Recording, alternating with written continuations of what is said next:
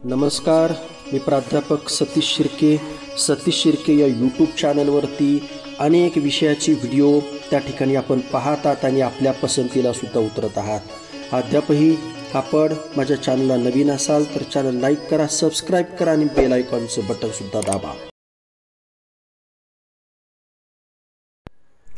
आपण माझ्या चॅनलवरती जाऊन प्लेलिस्टमध्ये त्या ठिकाणी जा।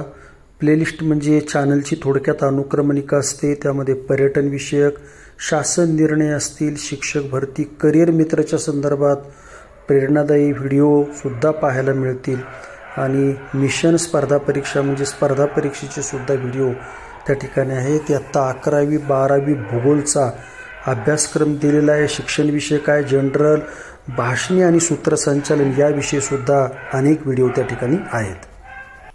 या ठिकाणी आपण राधाबाई काळे महिला महाविद्यालय अहमदनगर इयत्ता 11वी प्रथम सत्र परीक्षा विषय आहे मानसशास्त्र आणि या मानसशास्त्राची अत्यंत बोर्डाच्या पॅटर्नप्रमाणे 50 मार्काची प्रश्नपत्रिका आपल्यासमोर त्या ठिकाणी देत आहे, ज्याला संविधान तक्ता वगैरे सर्व गोष्टींचं पालन या ठिकाणी केलं गेलेलं आहे आणि म्हणून आपण ही प्रश्नपत्रिका पाहूया। सुरुवातीला तुम्हाला यासाठी इथं प्रश्न क्रमांक दिले, सोडवण्याची प्रश्नसंख्या दिलेली आहे, एका प्रश्नाला दिले जाणारे गुण आणि एकूण गुण अशा पद्धतीने दिले जाणार आहे।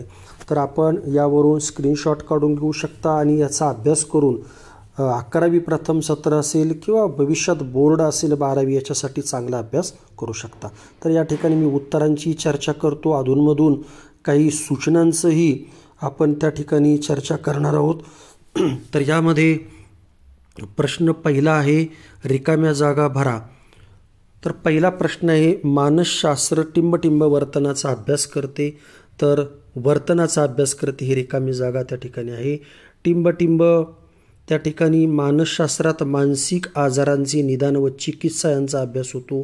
तर चिकित्सा याचा असा विषय त्या ठिकाणी आपल्याला घ्यावा लागेल। स्वतःच्या कृती व भावना नियंत्रित करण्याच्या क्षमतेला टिंबटिंब असे म्हणतात, तर स्वनियमन असं म्हटलं जातं। चौथा आहे गर्भधारणेपासून जन्मापर्यंतच्या कालखंडास जन्मपूर्व अवस्था असं त्या ठिकाणी म्हणतात। तर या रिकाम्या जागेसाठी तुम्हाला 4 गुण हे दिलेले आहेत।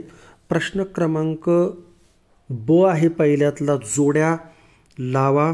त्या ठिकाणी उत्तरासह दिलेलं आहे की कुमारावस्था एका बाजूला, स्वप्रतिष्ठा, बोधात्मक मानसशास्त्र आणि पतंजली। तर त्याचं योग्य उत्तर त्या ठिकाणी आपल्याला सांगता येईल। कुमारावस्था म्हणजे वादळ आणि तणाव, स्वप्रतिष्ठा म्हणजे स्वमूल्यांची जाणीव, त्यानंतर 3 बोधात्मक मानसशास्त्र त्याचं योग्य पर्याय आहे विचार प्रक्रियांचा अभ्यास आणि चौथं आहे पतंजली अष्टांग योग आपण त्याला म्हणतो। त्यानंतर प्रश्न क्रमांक क आहे पहिल्यातला, चूक की बरोबर। यामध्ये जे पहिलं विधान दिलेलं आहे ते विधान बरोबर आहे, त्यानंतर दुसरं हे विधान चूक आहे, तिसरं हे विधान बरोबर आहे असं आपल्याला त्या ठिकाणी सांगता येईल। आता पहा ड, एका वाक्यात उत्तरे। सायकोलॉजी या इंग्रजी शब्दातील सायकी म्हणजे आत्मा होय आणि गुन्हेगारी वर्तनामागील उद्दिष्टांचा त्या ठिकाणी आपल्याला अभ्यास करणाऱ्या मानसशास्त्राच्या शाखेस गुन्हेगारी मानसशास्त्र असं म्हणतात। त्यानंतर मानवी विकासाच्या अवस्थांपैकी सर्वात छोटा काळ असणारी अवस्था म्हणजे अर्भकावस्था किंवा नवजात अवस्था असं आपण त्या ठिकाणी म्हणतो। तर हे आपल्याला त्या ठिकाणी सांगता येईल। त्यानंतर प्रश्न त्या ठिकाणी दुसरा आहे 25 ते 30 शब्दात उत्तरे लिहा। तर यामध्ये मानसशास्त्र म्हणजे काय, तर आपण शॉर्टमध्ये त्याचं उत्तर या ठिकाणी दिलेलं आहे।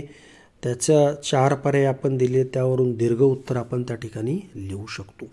प्रश्न दुसरा आहे सैनिकी मानसशास्त्राचे कार्य। तर याचेही 4 पर्याय त्या ठिकाणी तुम्हाला दिलेले आहेत। प्रत्येक ओळीचं 2-2 विश्लेषण परत जरी केलं तरी तुमचं पुरेसं उत्तर त्या ठिकाणी होणार आहे। त्यानंतर प्रश्न तिसरा आहे स्वप्रतिमा म्हणजे काय, तर त्याचेही 4 पर्याय दिलेले आहेत। त्याचा स्क्रीनशॉट तुम्ही घ्या आणि त्यावरून उत्तर तयार त्या ठिकाणी करू शकता। त्यानंतर क्रीडा मानसशास्त्र म्हणजे काय, तर क्रीडा मानसशास्त्राच्या बाबतीमध्ये सुद्धा 4 पर्याय दिलेले आहेत. नेमकं कशाला क्रीडा मानसशास्त्र म्हणायचं, खेळाडूंची एकाग्रता, मानसिकता या सर्व गोष्टी त्यामध्ये दिलेल्या आहेत आणि त्यावरून आपण सविस्तर उत्तर त्या ठिकाणी लिहू शकतो. त्यानंतर प्रश्न क्रमांक 3 त्या ठिकाणी आहे. 50 ते 60 शब्दात संक्षिप्त टिपा लिहा. 1. नवजात अवस्था किंवा अर्भक अवस्था, तर जन्मापासून पहिले 15 दिवस हा कालखंड तुम्हाला लिहावा लागेल. दुसरं आहे त्यामध्ये या काळात अर्भकाला बाह्य जगातील वातावरणाशी जुळून घ्यावं लागतं. असे 4 पर्याय तुम्हाला त्या ठिकाणी दिलेले आहे. त्यानंतर दुसरं आहे औद्योगिक मानसशास्त्र, त्याचेसुद्धा काही उत्तरं या ठिकाणी दिलेली आहेत. तुम्ही सविस्तर 50 ते 60 शब्दामध्ये या उत्तरांच्या आधारे तुम्ही उत्तरं त्या ठिकाणी लिहू शकता. 3. लैंगिक भूमिका, तर यासाठी सुद्धा लैंगिक भूमिकेच्या बाबतीमध्ये संक्षिप्त उत्तर लिहिता येईल. लैंगिक भूमिका कशाला म्हणायचं, आधुनिक काळात लैंगिक भूमिका मिसळू लागल्या आहेत का वगैरे या गोष्टी तुम्हाला सविस्तररित्या तुम्हाला त्या ठिकाणी देता येतील. त्यानंतर स्वजाणीव होणं हा एक प्रश्न त्या ठिकाणी आहे आणि त्या बाबतीमध्ये सुद्धा या ठिकाणी तुम्हाला पॉईंट दिलेले आहेत. त्या पॉईंटच्या आधारे तुम्ही हे उत्तर पुरेसं लिहू शकता. त्यानंतर प्रश्न 4 त्या ठिकाणी आहे. 25 ते 30 शब्दात संकल्पना, तर यामध्ये व्यक्तवर्तन यावरती तुम्हाला उत्तर लिहिता येईल प्रश्न 4साठी. त्यानंतर स्वप्रतिष्ठा हा एक महत्त्वाचा प्रश्न त्या ठिकाणी असू शकतो.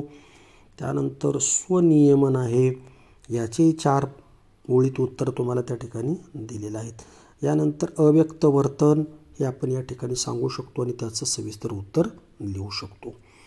त्यानंतर प्रश्न जो 5वा आहे तो 5वा प्रश्न आपण या ठिकाणी पाहूया. 5वा प्रश्न पाहत असताना आपणाला हे पाहू शकतो आपण 5वा प्रश्न आणि याचं उत्तर लिहित असताना मुद्द्यांच्या आधारे तुम्हाला 80 ते 100 शब्दामध्ये उत्तरं लिहायची आहेत. आता तुम्हाला मुद्दे दिलेले आहेत, त्या मुद्द्यांचं स्पष्टीकरण करणं गरजेचं आहे. पहा, मानसशास्त्राची उद्दिष्टे सांगा. मुद्दे वर्णन, स्पष्टीकरण, पूर्वकथन आणि नियंत्रण अशा पद्धतीचं त्या ठिकाणी आहेत मुद्दे. तर तुम्ही थोडंसं त्याचं वर्णन अशा पद्धतीची एखादी डायग्राम काढून आपण दाखवू शकतो आणि नंतर मग वर्णन त्याचं थोडं उत्तर लिहिणं अपेक्षित आहे. स्पष्टीकरण करायचं मानसशास्त्राच्या बाबतीमध्ये पूर्वकथन आणि नियंत्रण अशा पद्धतीचे वेगवेगळे उत्तर तुम्हाला त्या ठिकाणी लिहिता येतील आणि 80 ते 100 शब्दात उत्तरं तुम्हाला हे पूर्ण करता येईल आणि पुरेपूर गुण तुम्हाला याच्या माध्यमातून मिळू शकतात. त्यानंतर आता त्यामधला दुसरा प्रश्न आपल्याला त्या ठिकाणी पाहता येईल की पूर्व बाल्यावस्थेची वैशिष्ट्ये स्पष्ट करा. यासाठी मुद्दे दिलेत तुम्हाला. शारीरिक विकास, सामाजिक विकास, चौकस वय अब्लिक त्याला प्रश्नाचे वय. 4था आकडा दिलेला आहे शाळा पूर्व वय किंवा टोळी पूर्व वय. तर तुम्हाला या 4 मुद्द्यांच्या आधारे हे उत्तर लिहायचे. अशा पद्धतीची एखादं आकर्षक तुम्ही आकृती काढू शकता आणि परीक्षकाचं लक्ष हे केंद्रित करू शकता आणि मग नंतर शारीरिक विकासावरती माहिती लिहा.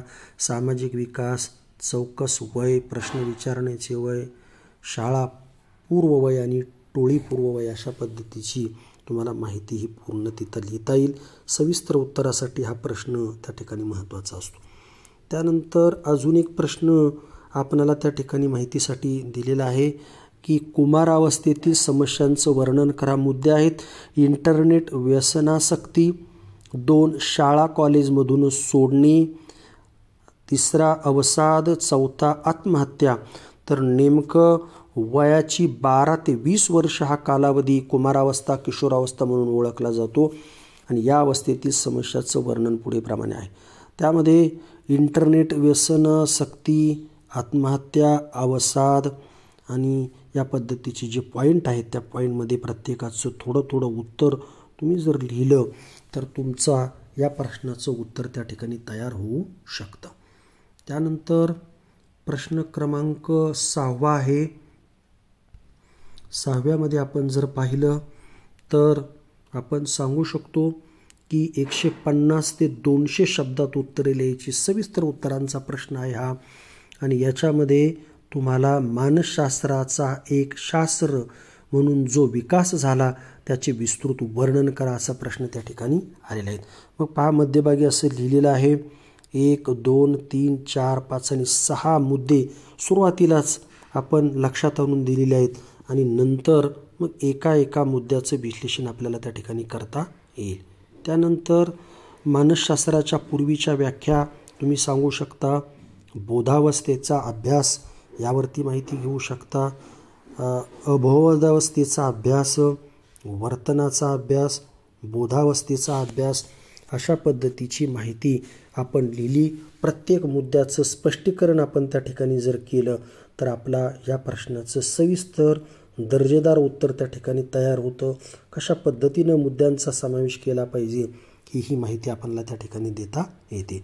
आणि नंतर शेवटचा प्रश्न आहे यामधला की प्रश्न 6वा, मानसशास्त्रातील कोणत्याही 5 व्यवसायाच्या संधी सविस्तर लिहा. तर मानसशास्त्रामध्ये अनेक व्यवसायाच्या संधी आहेत. कोणत्याही तुम्हाला 5 संधी लिहायला या ठिकाणी सांगितलेले. सुरुवातीलाच या पद्धतीने तुम्ही काढू शकता. शैक्षणिक समुपदेशक हे मानसशास्त्रातील एक चांगली संधी आहे. व्यावसायिक समुपदेशक ही दुसरी संधी आहे. मानसशास्त्रज्ञ तुम्ही होऊ शकता. क्रीडा समुपदेशक होऊ शकता. संरक्षण मानसशास्त्र त्या ठिकाणी होऊ शकता. अशा पद्धतीचे तुम्ही मुद्दे टाकू शकता आणि त्याचं सविस्तर उत्तर लिहू शकता. या व्यतिरिक्त जर तुम्हाला 5पेक्षा जास्त निदर्शनास आणून द्यायचे असेल तर एकाखाली एक तुम्ही फक्त मुद्दे टाका आणि परीक्षकाच्याही लक्षात आणून द्या की कशा पद्धतीने तुम्ही हे केलं पाहिजे. तर अशा पद्धतीनं तुम्हाला या ठिकाणी प्रश्नपत्रिकेचा आढावा देण्याचा हा प्रयत्न आपण केलेला आहे. पुन्हा एक नवीन व्हिडिओ घेऊन लवकरच मी येईल.